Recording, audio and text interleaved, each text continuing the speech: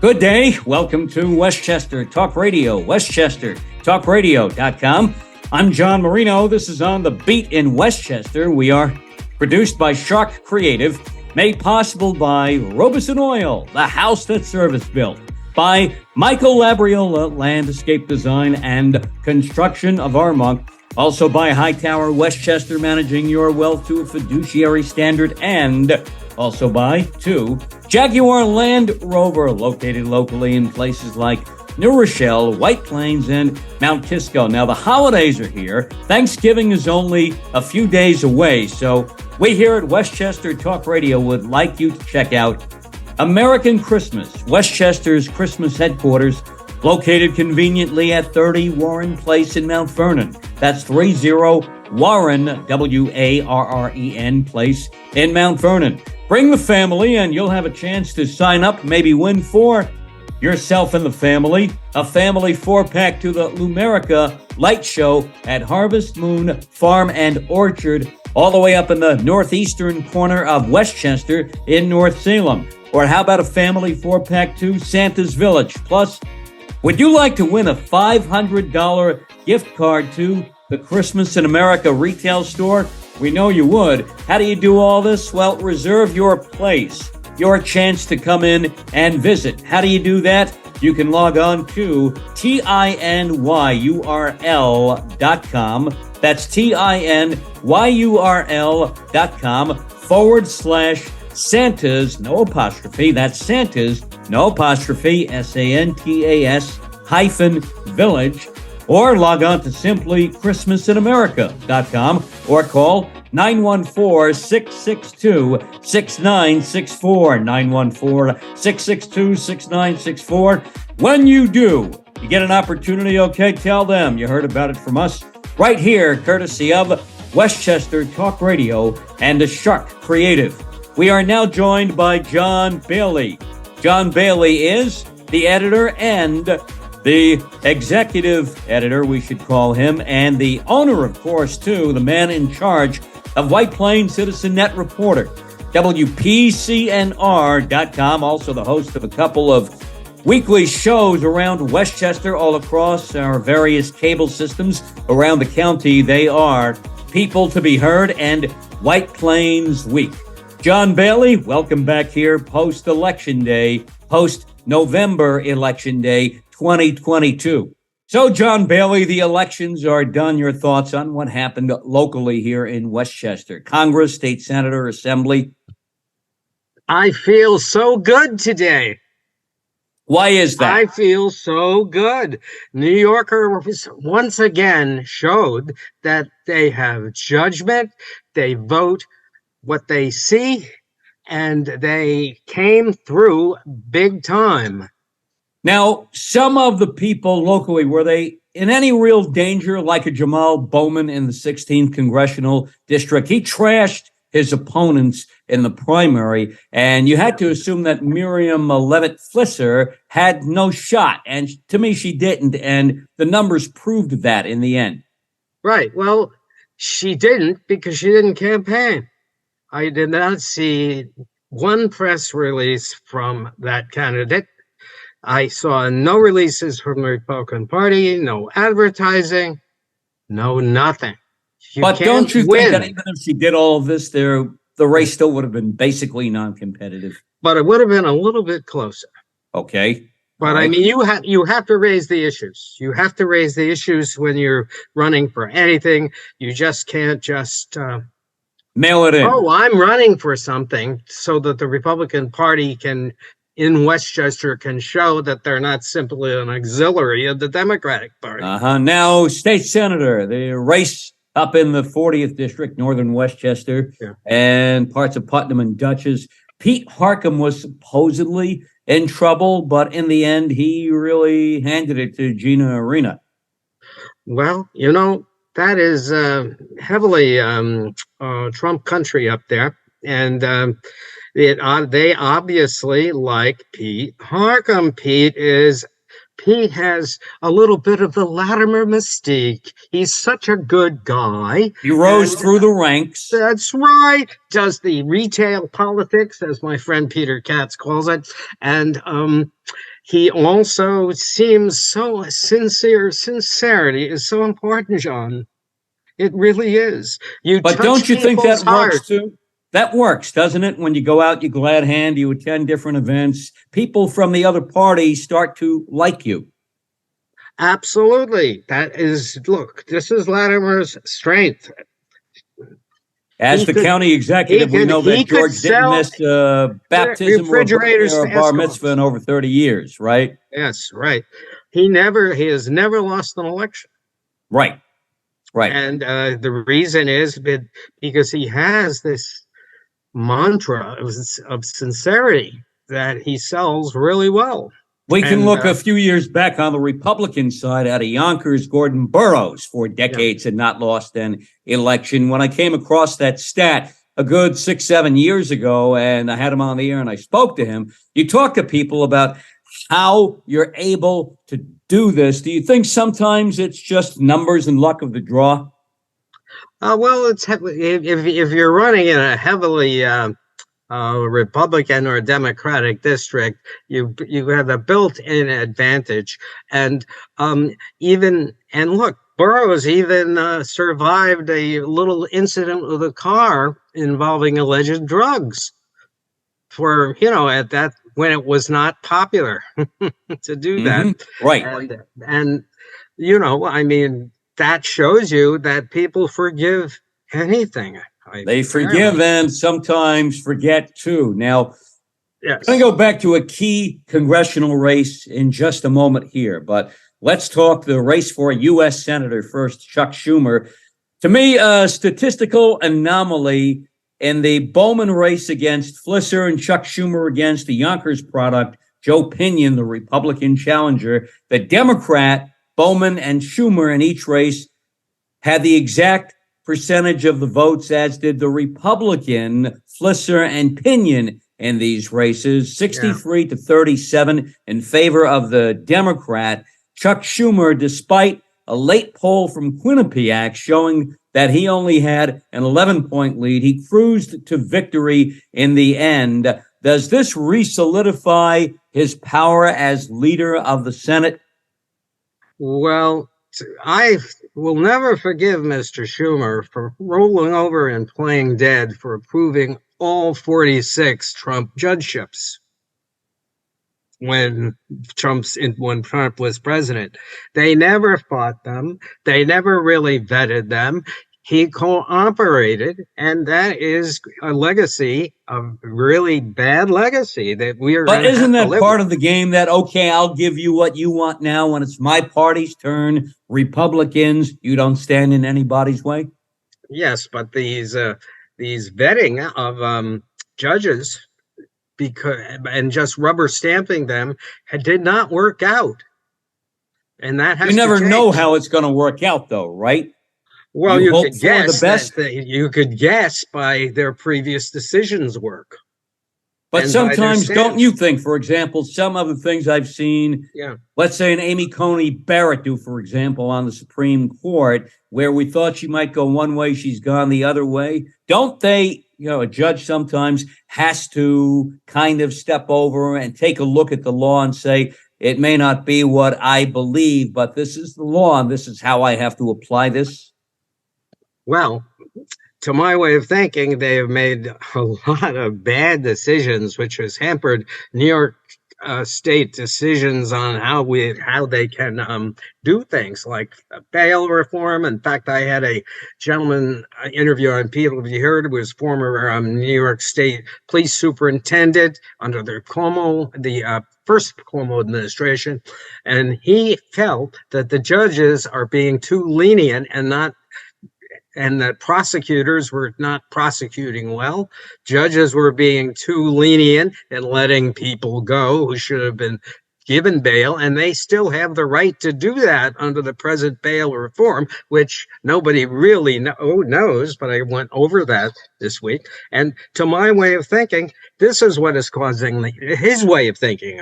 That's what's causing the the crime rate going up because they're putting people out in the street because they are being politically correct. Isn't that part of, I'm not going to say being politically correct, being part of being a judge, but if you have any doubt in the way you read the law, you have to go the other way? Well, I think if you feel that a guy has, or a gal has committed a felony, that you can hold them to the bail. Or maybe they've been arrested 38 times. It might be in the public's best interest if we provided them a warm bed for at least a while until we could adjudicate that case. You should run for Supreme Court judge, John, because that's what you should do. I don't think I'd get elected that way. So, but we kind of think the same way on this, no doubt about that. Now, the race for governor, that leads to that. Hochul and Zeldin. Were you surprised that Lee Zeldin made it so close? Although Kathy Hochul did very well here in Westchester. Well, out on the island, is that Zeldin's support in Nassau and Suffolk was not as strong as he thought it was. Hochul lost both those two counties by only 87,000 votes, and that is really a victory for her. Nassau and Suffolk are the wildest counties in New York State. They infect at a rate of 600 people a day in COVID. Nobody's doing anything out there. We have no idea what the school districts are showing in student COVID policies, and they're extremely conservative. Haven't we gotten away from COVID numbers a bit too much around Westchester, around this tri-state area? I don't see anybody releasing real updated numbers the way they did before. It's kind of an afterthought now. No, nobody's releasing the numbers, let alone the county health department, which they should because they get them. And right. I think that is negligent of them. You have to tell parents what's happening in the schools. And if you don't, the parents can't really caution their kids about it. Is this an effort, a push to try to get us back to normal after 3 years? That I remember George Latimer a couple of months ago did say we are going to have COVID be part of us for the rest of our lives. And it might be a good idea if we try to figure out how to live with it from here on out. So not giving us the numbers anymore, to me, seems to be part of us trying to live it out. No, it's the politicians not wanting to do anything they should do. Because they're going to make people unhappy. And a politician's job is to keep the people happy. Like, now, speaking of COVID, I was doing my weekly statistical roundup, and then God spoke to my head. Okay? God gave me a message. I said, well, geez, we've been having about 1,000 cases a week in Westchester for about 15 weeks. So I went back, and do you know something? We have had over 1,000 cases a month for 35 months. That's a note for that's for 35 weeks. Excuse me for that. 35 weeks of 1,000 cases, all the way back to when COVID was dying in March. So this myth that we have contained COVID is exactly that. It's a lie. So we're basically at the same levels as where we were 7-8 months ago? Yes. In fact, it's just amazing some of the stats you can pull out of this. Let's see if I can lift them up. But at any rate, what is happening is you've got in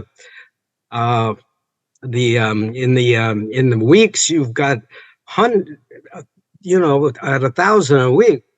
It fluctuates all over the place, above 1,000, and it's just I have a story on WPCNR.com which points out these discrepancies, and it's just not going to be good the next 3 months. What do you say to the argument that, okay, it's not as intense COVID if you get sick with it and not as deadly as it was before? Well, that always sounds good. So it's okay to get it, but it's not okay to spread it. And what is happening is you are seeing only lab reported and verified tests being put out in the state COVID tracker. And the discrepancy between the number of lab tested cases and the number of people getting infected per week in Westchester County alone is quite different. It's like 3 times what the active cases are if you go by the daily case rate. That's really intriguing. Right. Mm-hmm. Right. I find intriguing too. Let's step back a second to that congressional race I said we'd come back to, and that is the Mike Lawler, Sean Patrick Maloney, 17th district race covering Rockland County and a good portion of Westchester County, central Westchester as well, and a piece of northern Westchester too. Why did Mike Lawler, the Republican, win this race when this whole area basically votes Democratic?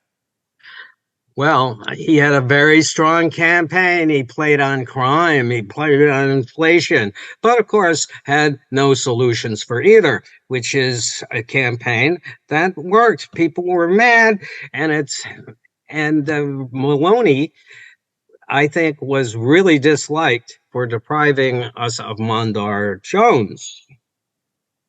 Was that a good part of it? Backlash against Maloney because of what he did, forcing Mondar Jones out of this district? I think it was a very bad move on his part because he took for granted he would get all the votes, and he didn't think Mondar, being probably a person of color, would be as strong up in Rockland. Yeah, but Mondar Jones had a good part of Rockland as it was when he took the place of Nita Lowy, winning her former district 2 years ago. And he stepped in right away and got the job done on both sides of the river, which people know and remember. How could Sean Patrick Maloney, this is the part that I simply don't get. He could have stayed where he was, a little further north. That district worked around a little bit, but still home for him. He had the home court advantage there. Why give up a game on your home court? This is basically Election Day's Game 7 of a championship. Wouldn't you want that championship Game 7 on your home court? He could have stayed where he was instead of going on what was basically the opponent's court at that point, and that backfired at him. Now we have this whole thing between him and AOC, Alexandria Ocasio-Cortez, the controversial congresswoman from the Bronx and Queens, the two of them going back at it.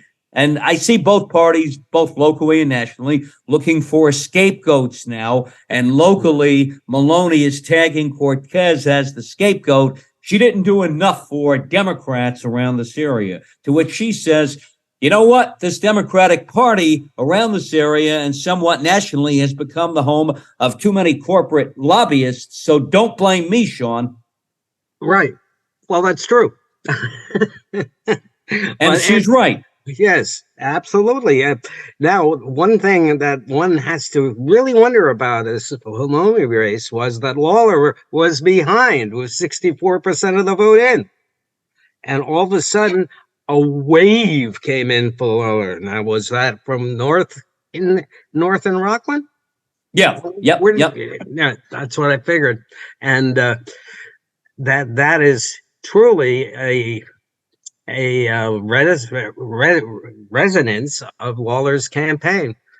I'll stop crime. I'll stop inflation. He was able to bring in also a pretty high number of well-known guests to come in and campaign for him too, and that seemed to work. That seemed to be a good strategy on his part that maybe candidates from both major parties can learn from. That is, Kathy Hochul brought in the Hillary Clintons and the Bill Clintons and the Joe Bidens, et cetera, and she used that to her advantage. But maybe too many candidates don't do that. They say, I want to win on my own. But sometimes doesn't a little celebrity push and influence help?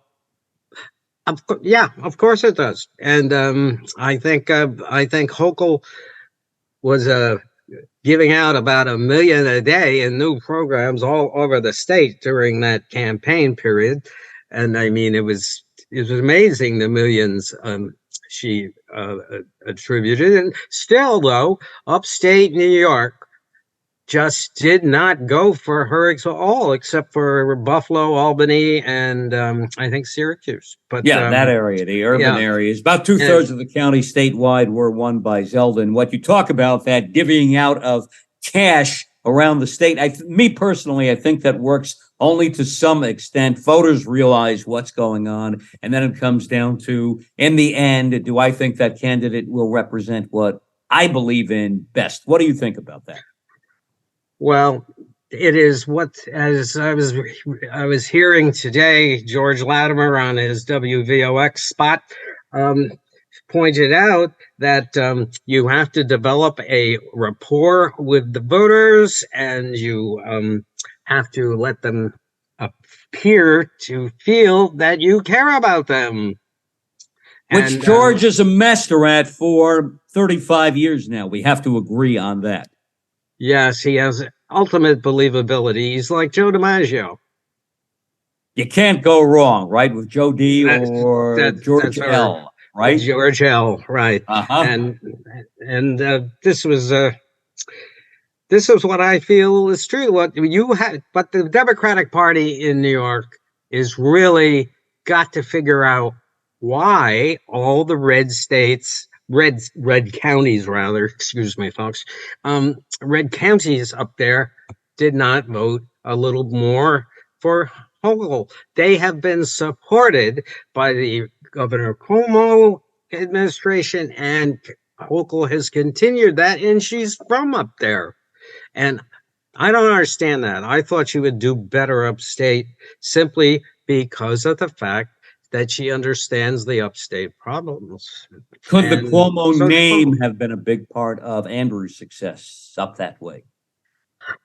Well, that's true, but the upstate has not at all been ignored. They may love Trump up there, and they may not like the Democratic gerrymandering, which I think was a big part of that red area.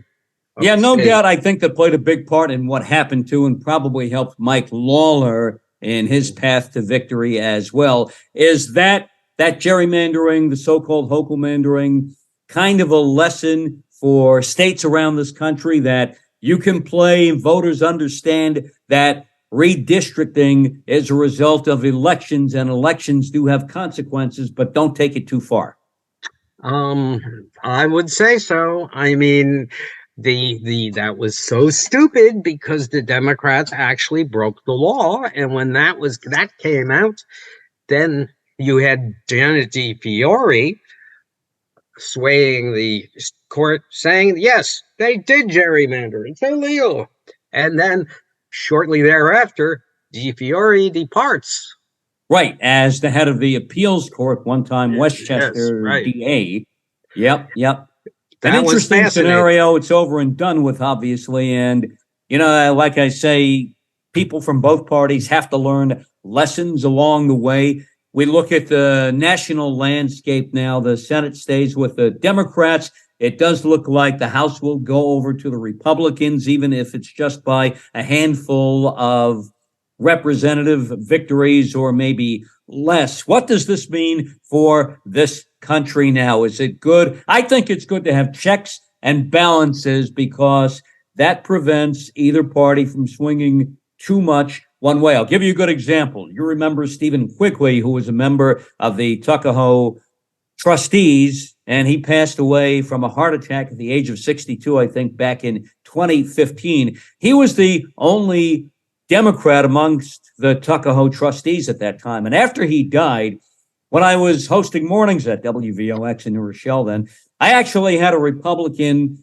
trustee from Tuckahoe say to me, we always loved having Steve, be amongst us as the only Democrat, because we could bounce ideas off of him. We could get all the other Republicans to agree and then turn to Steve and say, hey, Steve, are we taking this too far? As a Democrat, look at this. Is this going too far? And that taught me, I think, a lesson then about checks and balances, and that the potential need for that will always be out there, regardless of the level of government we are at. Well, checks and balances are always nice, but you don't mean checking on other people. You really mean money. And that is the way to get a very close majority go in your favor. You reward people with grants and stuff for their states or districts, and they come across. And if they don't come across, they don't get a dime next time around. That's the way it's done. And that's what the Democrats didn't do. Will both parties be tempered in Congress by just having a slight advantage both ways now? I think that all you need to is the Republicans only have a majority of 5. You have to pick some off with grants.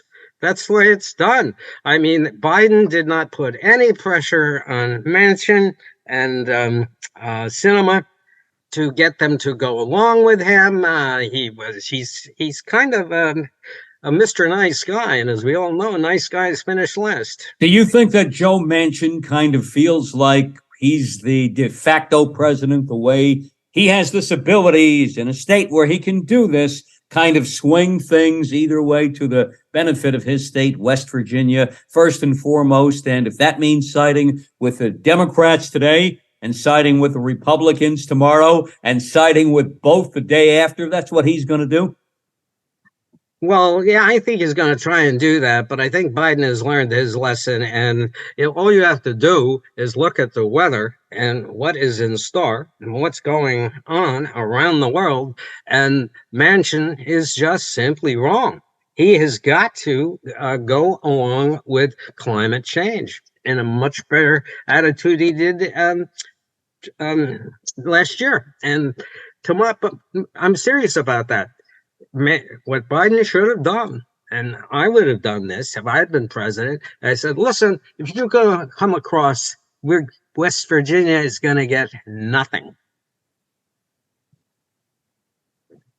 Would Joe Biden hurt himself if he did that? At the time, and right now, the climate, the world, our way of life is at stake.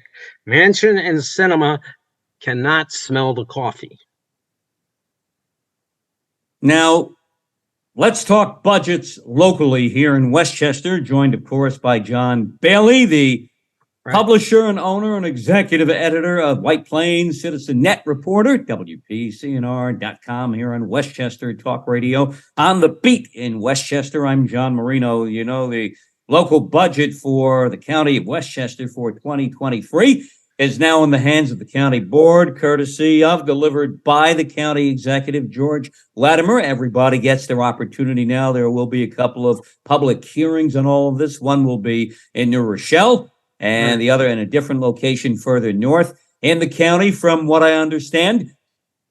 Will the county board change what the county executive has presented to them to any great degree? Do you expect that? Does the Hudson River flow upstream? That's a good question. No, the county board, as we know, everybody wants what they want and need. I mean, they passed the budget of any county executive. Don't forget, the Democratic Party approved all of Astorino's budgets that did not raise taxes at all. To my way of thinking, this is a huge increase in the budget. It's a 7% increase, $158 million. And if you keep increasing the budget based on another crazy projection of a surplus in the sales tax, which is predicated, you're going to be back in the same situation we were 5 years ago. All right, but don't we need this money for different programs, the things we need around the county now? one thing I believe in is that for our way of life here in the Northeast, we do have to pay a bit more for that. Isn't this part of that for us to live the way we do? Maybe, but I think the organizations getting this money, the nonprofits, have to do more work. So if you were running the county budget, if it were your budget, where would you devote money to that may not be devoted to right now? I don't know enough about the budget, but I do know we have a tremendous homeless problem. We have a tremendous hunger problem, and Mr. Latimer is addressing that with a tremendous support of Feeding Westchester. And I do also know we have an immigrant relocation problem, which Westchester has not stepped up at all to help.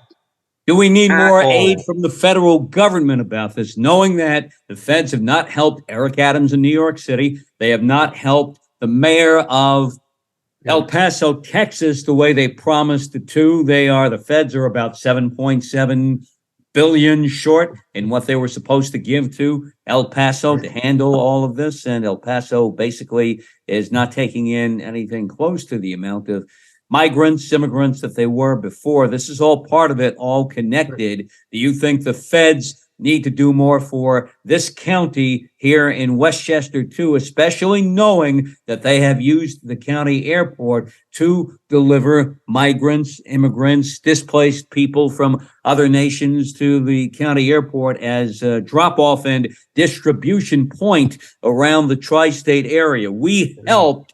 Isn't it time for the feds to hold up their end of this bargain?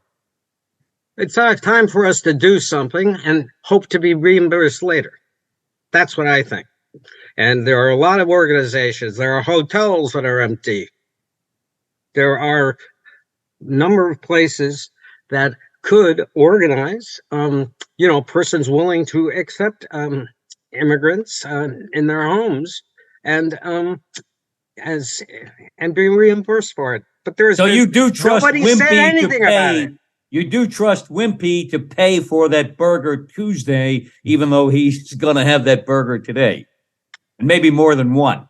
It is not a matter of money. We have a tremendous surplus in the sales tax, which they are devoting to the new budget, and we could use part of that to help these immigrants. And the fact that the county leaders are not speaking about that is a disgrace. Westchester helps people, we aren't helping these people. John, you're a longtime member of the Westchester sports scene, and I want to run this story by you. You've been an official in a variety of sports. Eastchester High School varsity head football and basketball coach Fred DiCarlo recently was fired for allegedly using profanities in the locker room.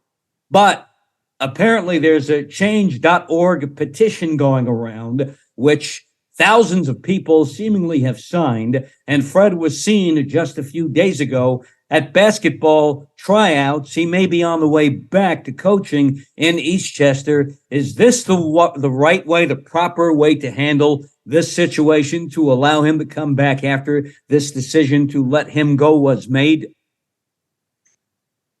I'm not familiar with what he said, and I'm not familiar with the circumstances, so I can't count on it. But I think all coaches should be put under a code of conduct, like not arguing with officials, for example.